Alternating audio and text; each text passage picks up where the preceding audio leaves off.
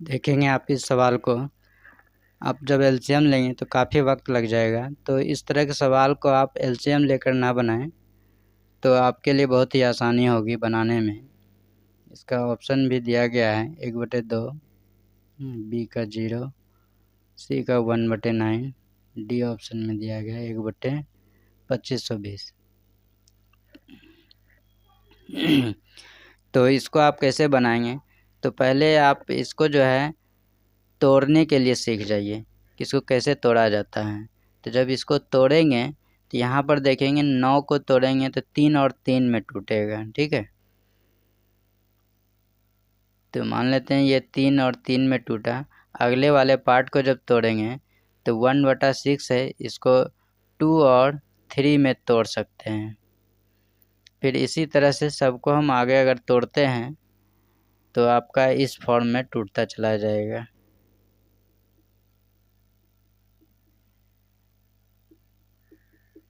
आगे आपको इतना करना नहीं है, बस आपको समझाने के लिए इतना बताया जा रहा है।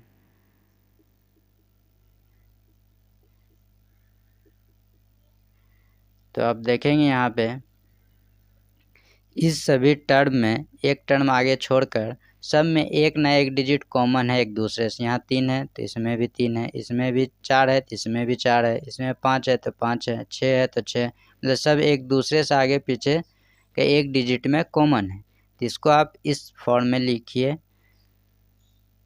इसमें तो कोई कॉमन मिला ही नहीं, बस एक डिजिट का है, तो इसको ये रहने दीजिए। इसको आप इस फॉर्म में भी लिख सकते हैं।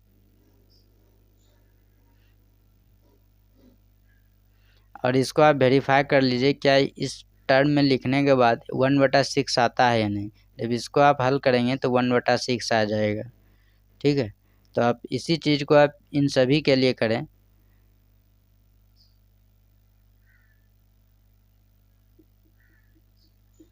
तो आपको देखने में यहाँ बनेगा कि एक टर्म कॉमन है जो कि कटता चला जाएगा।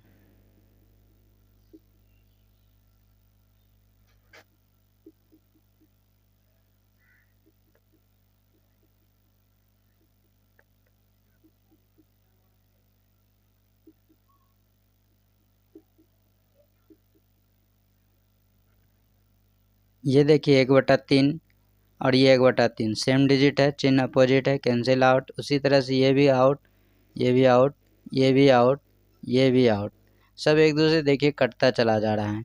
तो बचा आपके पास क्या? कुछ नहीं बच रहा है। 1/9 और यहाँ से भी 1/9, ये भी कैंसिल आउट ही हो गया। बचा सिर्फ क्या? सिर्फ 1/2 बचा। देखिए इसको बनाने में कितना वक्त लगा, बहुत ही कम वक्त लगा। आंसर आपका ए हो गया।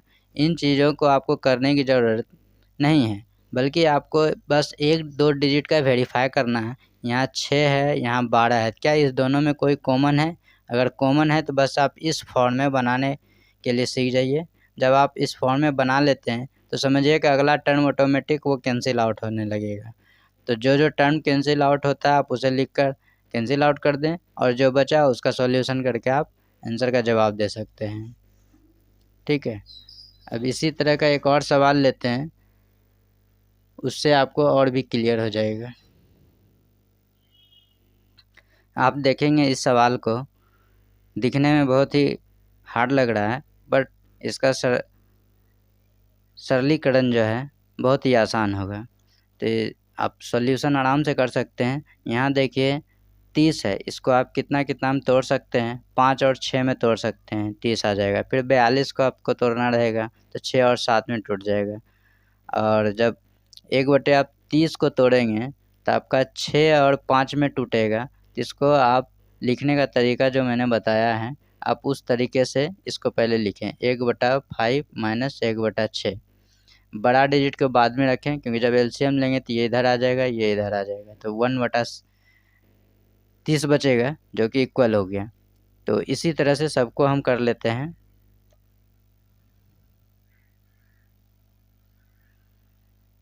इसको हम लिख दिए 1/5 माइनस 1/6। इसी तरह से आगे को भी हम लिखेंगे, और इस तरह से सबको आप लिखते जाएं।